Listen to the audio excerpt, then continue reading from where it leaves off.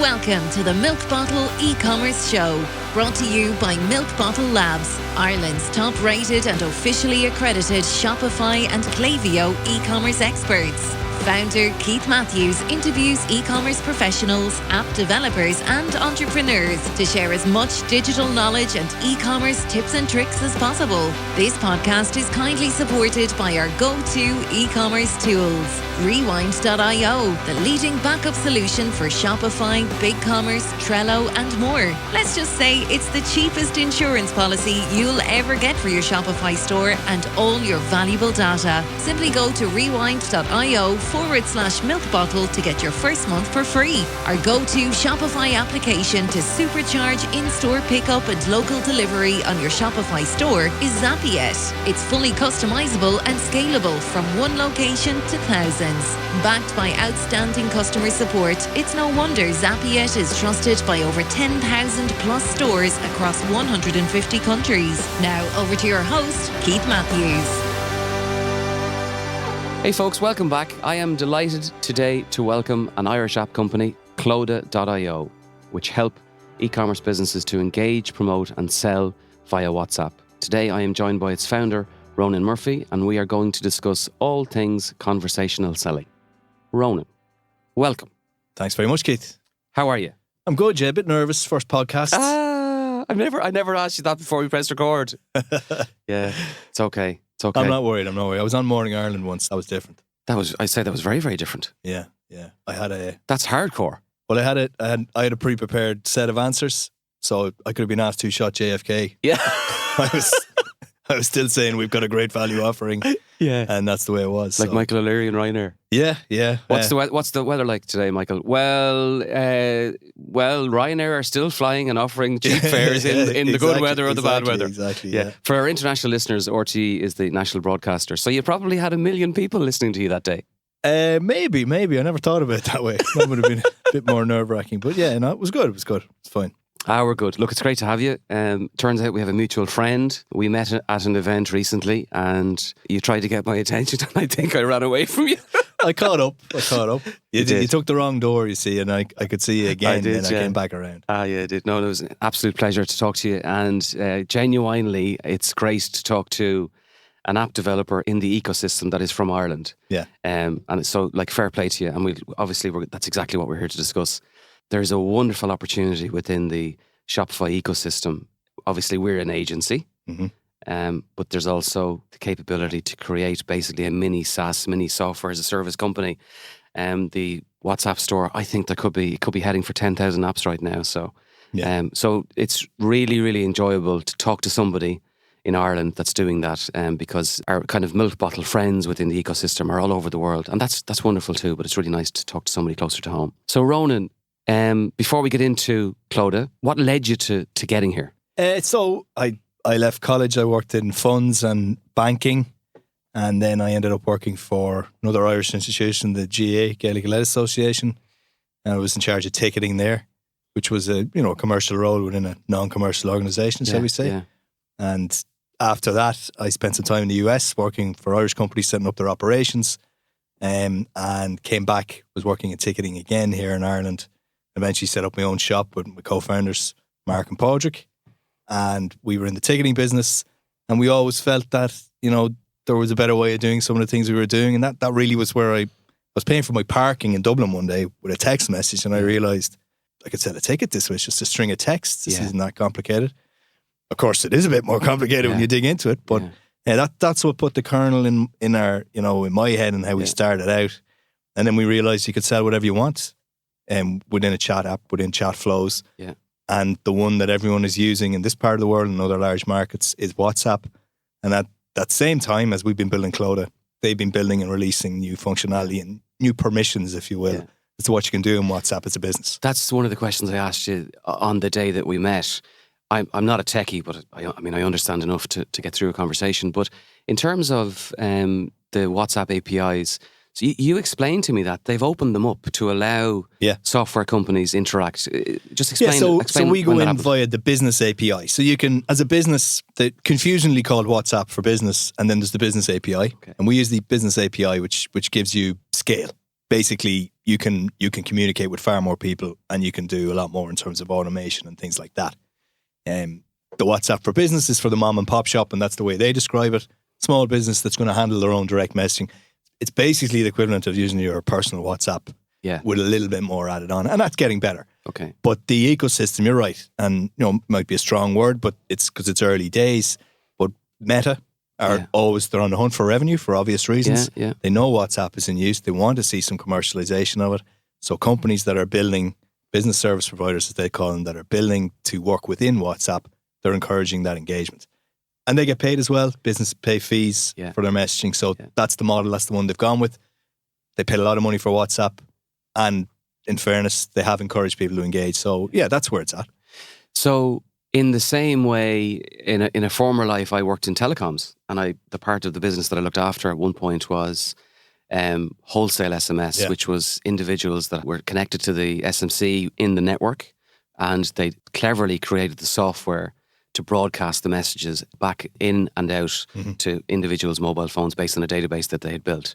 Yours is basically just kind of the next step on from SMS. Is it two-way traffic? Yeah, it's two-way. I think you've hit the nail on the head there. I mean, like, there are clear parallels between WhatsApp and SMS. There are even clear parallels between WhatsApp and email. But one of the key distinctions is when you're communicating from B2C, so business to consumer, or one to many, it's two-way in WhatsApp. Yeah. And people expect it to be two-way. You don't respond to do not reply emails. You get an SMS promoting a product. Very effective. You might click on a link, but you don't reply. Yeah. In WhatsApp, that's not the case. And again, because of the nature of the interface, which is very familiar to everybody, but when it was launched first, which isn't that long ago, it was sort of, wow, look at that. That's way better than text messaging. It's still getting better with buttons and push button, drop-down lists, surveys, all of this built in via the API, which allows you to communicate in a different way and put in front of people, the customer has an opportunity to respond or take advantage of something so quickly and so easy. It just feels right.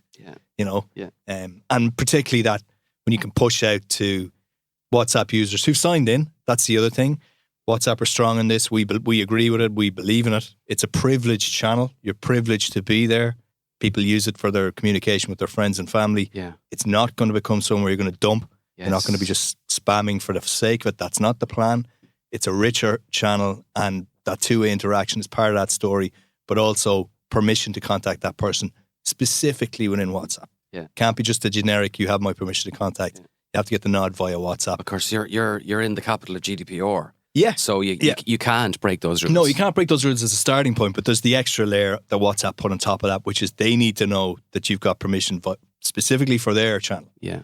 So yeah, GDPR, all of that's built in, that's there. Everyone wants it, they've got it, that's no problem. But we've actually had to put another layer in it, and we're happy to do it. Because you're creating a dedicated, if you will, cohort, whatever it is within your customer segmentation plan. These people have committed to this channel, they like it, it's a good touch point. And everyone's happy that they've committed in, and they can also opt out very easily. Yeah, the GDPR was an interesting experience. People were afraid of it when it happened. And in actual fact, in our experience, it was probably the best thing that ever happened. After April or May of 2018, everybody knew that if you didn't know where that database came from, well, just get rid of it. So everybody knew after that date that every email address or SMS number that you harvested was absolutely legit. So, it was a great cleansing process for a lot of people. It was probably painful for some people, but I think everybody's forgotten about it at this stage. Yeah. And the amount of online businesses that have grown since then and started since then is, I'm sure there's kids out there don't even know what GDPR is or don't remember the switch on. Yeah. So you saw an opportunity in terms of communicative selling, let's say, using communication platforms to sell. Then WhatsApp are offering the APIs available to businesses. Exactly. Right. Yeah. So then Cloda arrives. So explain to the listeners, what is Cloda? Well, you're a Shopify house. So Cloda is marketing, promotion and sales via WhatsApp, via that privileged channel, that one that goes direct to the customer. We're integrated with Shopify at the back end. So once you can identify the customer as an existing customer of yours via the API into Shopify, that details at your fingertips. There's a lot more you can do there. But fundamentally, it's about communicating via a channel that people are comfortable doing it in and giving them the opportunity to purchase, convert, upsell, buy some more. All of those good words, conversion, retention, LTV. Yeah. That's what it's about. Yeah. Where do we come in? We are accessing via the API, as I said, took us 9 months to get approved to do that. Yeah. You know, it's not something you can just get off the shelf. You have to go through somebody like us, or wait the 9 months and do all the hoop jumping and all that. That's part one. That's very important. We have all that compliance stuff built. We have all that the opt-in flows within WhatsApp all ready for you as a business. You now have an additional channel, one that is proving to be effective, as in effective for selling, effective for bringing people to your website, whatever it is that you want in that transaction. So let's just break it down to bare bones for the Shopify user out there. So the Shopify user downloads an app, connects it to the Shopify store, and then what do they do then? Do they sign up for an WhatsApp business account? Do they just put in their mobile number? Two basic parts to the setup. We're a private app at present in Shopify, so we're not available via the store, but Ronan at cloda.io, you can get in touch, that's no problem. Yeah. That's the easy bit. You just log into your Shopify, you accept the app. The second, also comparatively easy bit, is you need a Facebook Business Manager ID. Okay. Meta Business Manager ID, excuse me. Yeah. Which you will have if you're running ads on Facebook already. If you're doing any sort of scale at all on any of the Meta platforms, you probably have it. You've probably never needed to look it up before. Yeah. You've got the simple guide. It's very easy to access. And we need that because we have to submit your business for approval to WhatsApp. They don't just let anybody on. You are then given your own WhatsApp number. We provide all of that. And that's it. You're off to the races. Okay. It's then a question of starting by building that audience, building that cohort within WhatsApp. That's what we know now. We didn't know that. We didn't know, of course, when we started out. Yeah. But we know we had sales functionality built early and working. But you have to build a community. Right. So let me interrupt you on that. Yeah. So let's just go back there. So as we were grabbing a coffee before we pressed record, you were explaining that you pivoted slightly because your focus initially was to try and drive sales, wasn't it? The actual completion within WhatsApp itself. Yes. So just explain what your initial plan was. Yeah. So we started out, and it was like I said, I was paying for that text, but I was paying for parking via text. So I was concluding the transaction. Everything happened in text. So it was to mimic that, to do that at a grander scale for more complicated products. That was the basic starting point. And we got up and running with our very first client still with us, Badger and Dodo Coffee Roastery, great little coffee roast. They're not little really, they're big, mid-size, big. They're in Cork, aren't they? Yeah, from Moy, and they've been really supportive, and they're selling bags of coffee every day via WhatsApp, just via WhatsApp. And an important bonus there is we have a simple thing, the same again button. You literally press same again button, and it gives you the same again if you want it. I was just about to say it's perfect for customers that are buying repeat orders. Absolutely. Without committing to a subscription. Exactly. Right? Yeah. Exactly. And I haven't got enough of a data set to be 100% on this, but there does seem to be a grey area between people who want to buy frequently and subscription, and that sort of grey subscription area. This is ideal for if that's the type of product you're selling.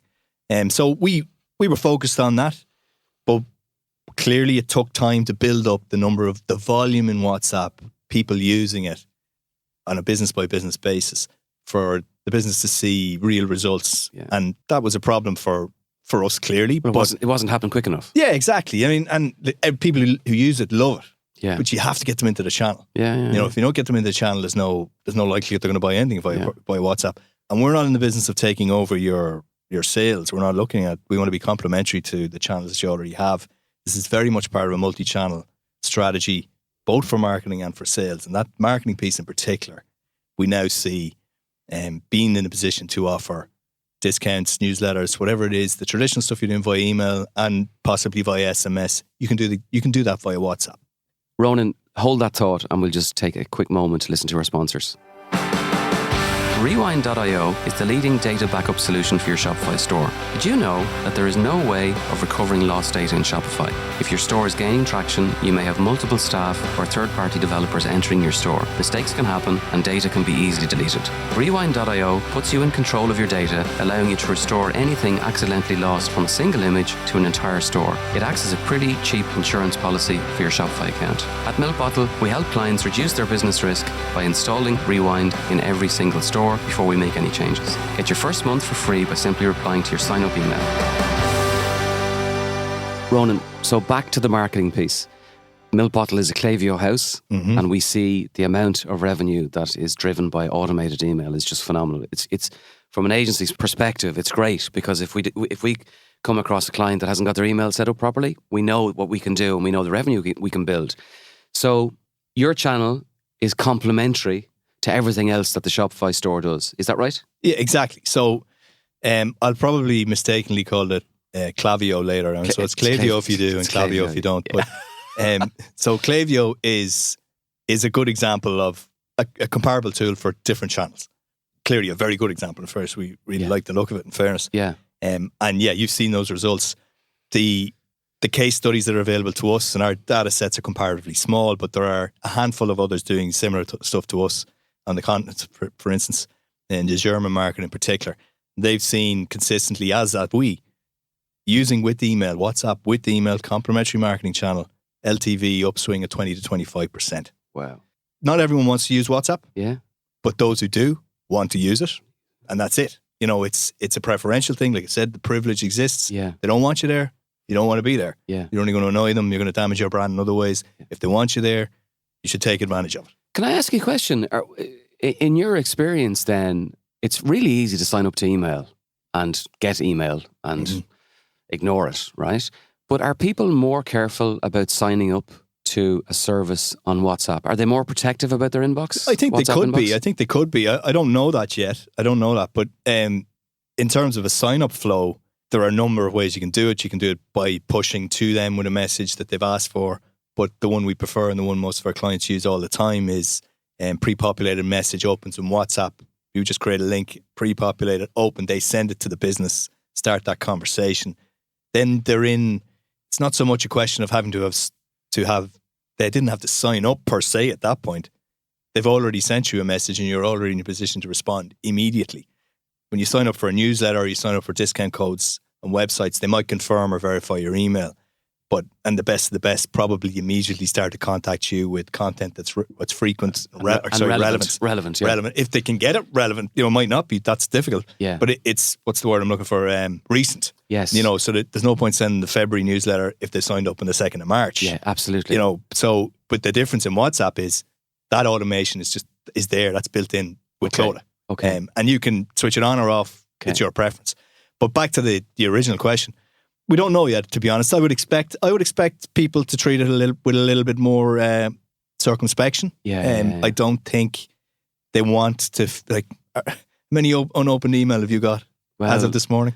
Yeah, well, a lot in one way, but I'm a bit of a zero inbox nerd, right? So I get rid of everything. Exactly. Okay. And the reason for that is very simple. I spent a long time in the corporate world, probably the same as yourself, where people's level of busyness was measured by the amount of emails, and it used to just, it just wreck my head. Yeah. So as a result, I'm a zero inbox person. But I think it's slightly disrespectful for what you've built to constantly compare it to Klaviyo or constantly compare it to email, because it's a very different challenge, right? Yeah. So just go back to the piece where you mentioned initially you were talking about orders, sales, and then now you realize it's a marketing tool. So what's the flow there? Like you mentioned that you've pre-built flows set up. So if somebody signs up to the service, they install it in their store, they go through the Facebook boarding process, they add their ID, and then all of a sudden it's working. Okay. Are you saying that you have pre-built flows ready to be triggered to any customer that then signs up? Can you just explain the mechanic of that? Yeah, and so what you've built? As a starting point, you need your phone number, WhatsApp number that's accessing via the API, and that's what Clota brings. And at that moment, you're in a position to communicate with anybody via WhatsApp if you have permission to do so. But I'll give you an example. AU Cosmetics, young Irish company. Before we go there, right? Just to be clear, your chat widget is sitting on the corner of the site. Is that how I communicate as a consumer? Yeah, jumping off points, excellent point. So yes. It can be a chat widget on the website. It could be a link in social. It could be a QR code on your package. It could be anywhere. So it's called a whammy link. So wa.me opens up those pre-populated messages, or just opens WhatsApp and you send whatever you want. Okay. So yeah, excellent point. The onboarding, you can get people into WhatsApp via multiple different routes. So let's just stick with your widget on the website. Widgets are available once you're plugged into Clota, and we've integrated with Shopify. You switch it on or you switch it off. It's up to you. Pops up on your website by default or in specific pages, and the customer opens that up, sends you a message. basic automated response as a starting point would be our strong recommendation always, just to say this is who we are and this is what this channel is for. Set expectations, get that started. And from there, it's a question of how you use the tools. We have broadcast tools built. And I mentioned very recent example, AU Cosmetics just come on board with us. Really good looking website. You know, they know what they're doing. Already using Klaviyo, already using SMS. Immediately saw WhatsApp is definitely something we know our customers are, which you could say about any customer cohort in this market. Yeah.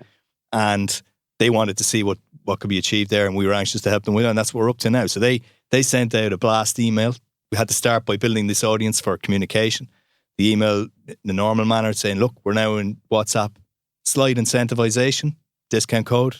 Very simple. 1 in 4 of the people who received the email so far, and that only went out on Monday. Yeah. Wednesday last week, signed up. And that they're continuing to sign up. I saw a few more this morning. Yeah. And they're seeing the results of people coming straight back to their website using the discount code. May not purchase that time, same as other channels, but the open rate is near 100%. Okay, question for you. Does it result in a business requiring or having to invest in more effort to manage that customer? Because if you email 10,000 people, like right now, and you let's say you schedule it over a few days, if you're a small business, the chances are you'll get replies, but you mightn't get that many. But is there a higher rate of reply to WhatsApp, which would actually nearly require you to tool up in terms of resources to manage those messages? Because it can't all be automated. Sure it can't. No, it can't all be automated, but you can set expectations with automation. Okay. So you can always close out with what we call sales safe, which is, here's the website you can buy, if that's what the conversation was about, if I got that down that path. Yeah. Or something like, here's the email. If you need to get in touch with customer service specifically about a particular thing, if you haven't got those automated flows already built in WhatsApp, or you haven't got somebody manning the inbox, the shared inbox that we provide, then that's what we'd recommend. Clodagh, we bring that to the party as well. We will assist with all of that, particularly when you're getting going, particularly at this stage for us as a company.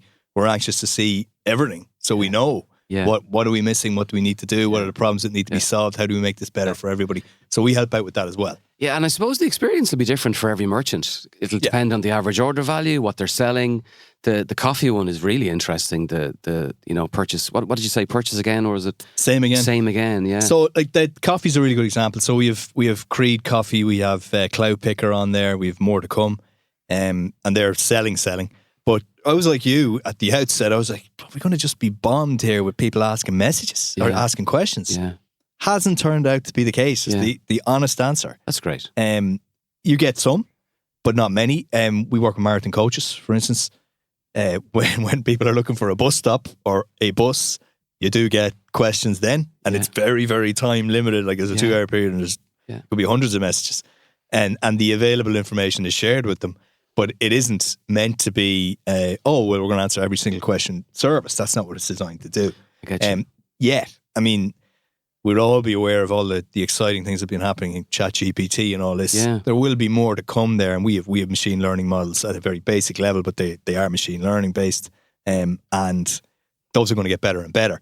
But I think as a starting point, the thing is to get into the channel, give the people who are using it, the customers, the opportunity to use it or not use it, and build up the number of people involved.